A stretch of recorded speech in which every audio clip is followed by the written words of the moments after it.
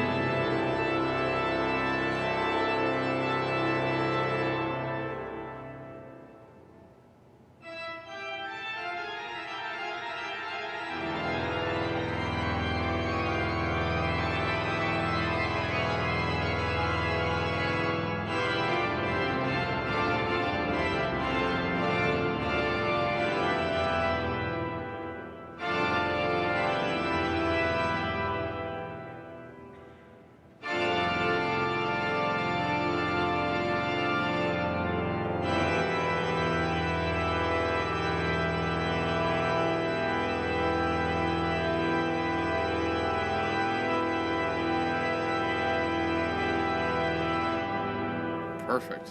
Wow. That is astounding. Oh, yes. I have some thoughts about that. Why don't you tell us a little bit about what's going on in that selection there? Because I need to process what I just heard a little bit. Well, it's hard to describe almost because, I mean, since it is based off of an improv, one can only imagine what was going through Tornemeyer's head to come up with that, you know? The thing you might notice is there's a lot of different sections that kind of happened, and there was some space in between each section because that allows the player to actually think about it just a little bit, you know, and for the sound to actually reach the listener, you know, because that is a huge space right there, and the acoustics are really incredible. It's like you'd have to go and listen because, you know, especially in an acoustical space that we have that is so incredible at Saint Columba, it's also kind of like, whoa, you know, in a different country especially, you know, it's different construction. But you might have seen that wonderful player that just played at Saint Columba, Olivier Penny.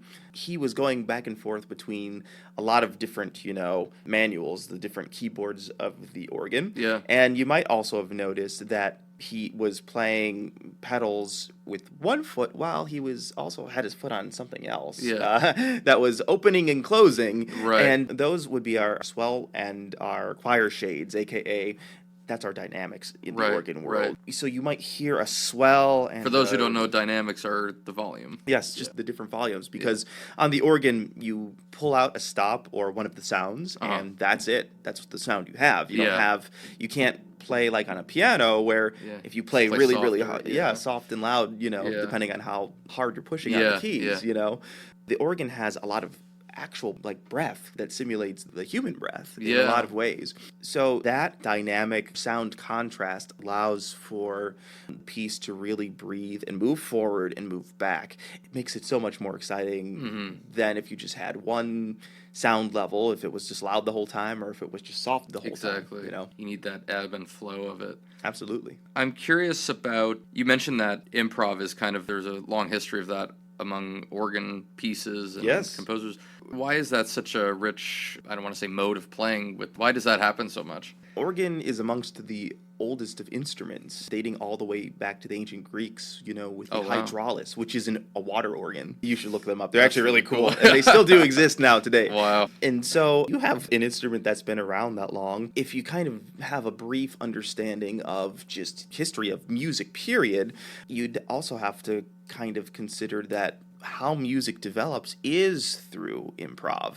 I mean, when nothing was originally written down, it was all improv. It was all improv. And then if you're going back to like the French Romantic era, which is when this sort of music might have happened, that was kind of, in a lot of ways, the birth of kind of like the construction of new instruments, basically, thanks to a very, very famous organ builder, Cavaillé-Coll, which allowed for new orchestral stops, basically, to be used. So the thoughts on organs before that were not so orchestral. So on stop list, or all the sounds on the organ, you might see like flutes, you might see, you know, horns.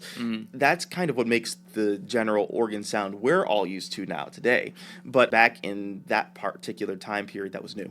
So with that in mind, you know, there was a lot of exploring. And then you have to look at kind of the thought of what was happening in Paris. So we're staying in that particular part of the world only because that had such a profound impact on the rest of the world. And so if we look at Paris Conservatoire, we had in that time period, there were composers like Franck, who was also at St. Clotilde, who was very, very good at improv as a teacher. I mean, in the Paris Conservatory, there's like different sorts of categories of organ playing. So there's focus on improv, there's focus on repertoire, there's focus on lots of different stuff. So in that time period especially, improv was a large thing that was taught in the conservatories, and all these organists would come out into the surrounding churches studying with whoever, and you know, it would unleash upon the instrument, as it were.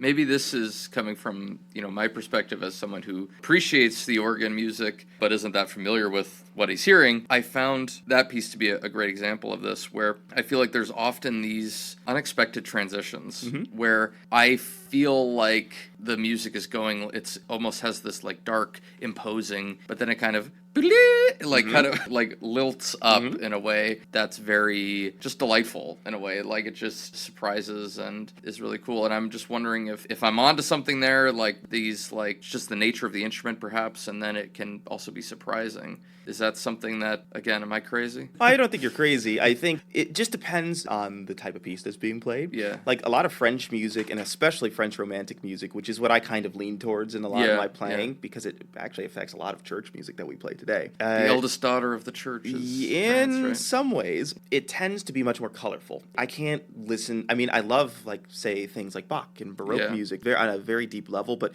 I connect a lot more with, like, that sort of music. And so, to that end, that sort of music has a lot of orchestral turns, right? It has a lot of stop and sound changes and color changes that sometimes seem unexpected. Baroque music sounds very scientific. Yes, I always say, it's not robotic, because the rhythm is very driving in a lot of Baroque music, and I always say Bach is Bach, it is what it is, play, as Olivier Penny said, play the text on the page, and that's what it is. Now, there's a lot you can do, and there's, of course, a lot of history and technique and all that fun stuff, but I find that there's so much more that I can connect with and that we hear in that French music and that French style. I was curious about this, as you said, before, things were being written down, it was a lot of improvisation there, but it made me think of, as someone who's more of a writer, like our oral history before things got recorded.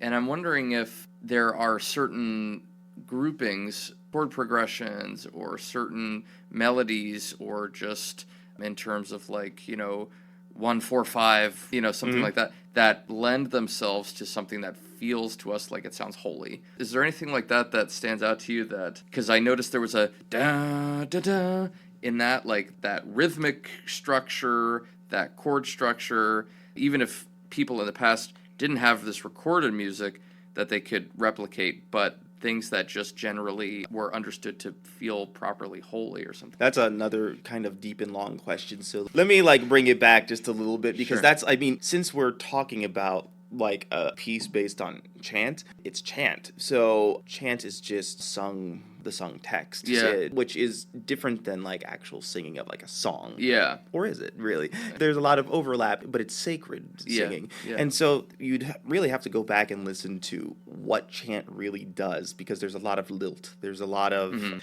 different places you might kind of breathe. Yeah. And if you maybe can compare the actual text chant tune to what's being played on the instrument, and you can maybe kind of relate what's going on. And it just allows, if you're talking about holy music, well, since he is giving that space, it allows for the sound to move. It allows for people to listen before the next phrase is being played or sung. Yeah. So I don't know if that's a helpful answer at all. Yeah, there's definitely something unique about it that just makes you feel that connection to God. What I also loved, you mentioned there's a lot of like branching kind of, he kind of comes back to that central theme. Yes, absolutely. Bum, ba, bum. Yeah, exactly. Which are the first few notes of the actual chant. Well, I was going to say it sounded like the start of O God Beyond All Praising. Oh, in some ways, yeah. Yeah. Absolutely. Again, I never know if I'm crazy. I just feel things. Like I said, I mean, there's just this surprising quality to the organ where you have something so imposing and then it goes off into something angelic. How would you describe that bit just before the end? Very like... Oh yeah, so the French love doing like kind of gestures and figures like that that are just very fast moving, but it's really just a kind of like an arpeggio. It's just kind of like, so an arpeggio, for listeners who might not know, is just a broken up chord, and he just keeps on playing those notes over and over again, and while he's playing a transposed melody of the Te Deum over top of that, it's a huge character shift from the big, crazy, imposing part of the piece. And, even after that, we get back into the main big theme, and then the parts you didn't hear, I mean, it really goes into another kind of improvisatory nature, kind of highlighting a different section of that chant. Speaking of the arpeggios, so, what that is you're taking the notes of a chord and you're playing them separately instead of together. What is that kind of shift, does that create more of like a tension in the music or something like that, or more of a rhythmic kind of interest? Or it can. It depends on what the nature of the piece is. In this particular case, it's not only that, it's a modulation, which means there's a completely different key being played, and it's also modal as well. So so you're also now talking about something completely different to the listener. Yeah. And see, the modes are beyond me. I know some of their names. I've never really understood what they do. We won't get into all that. Yeah, once again, I would encourage anyone to go listen to the full thing as well. And with that, we are unfortunately having to conclude our episode. This was a wonderful time. I hope that anyone listening really got something out of some of the music that you might hear at church. And thank you, Ralph. Thank you for being here today. And thank you for all you do for the diocese. Oh, thank you. Thank you for listening to this episode of the Catholic Echo podcast. To keep up to date with our episodes and for more information from the Catholic Echo, go to catholicecho.org. The Catholic Echo podcast is a production of the Roman Catholic Diocese of Youngstown. Have a blessed day, and may God be with you.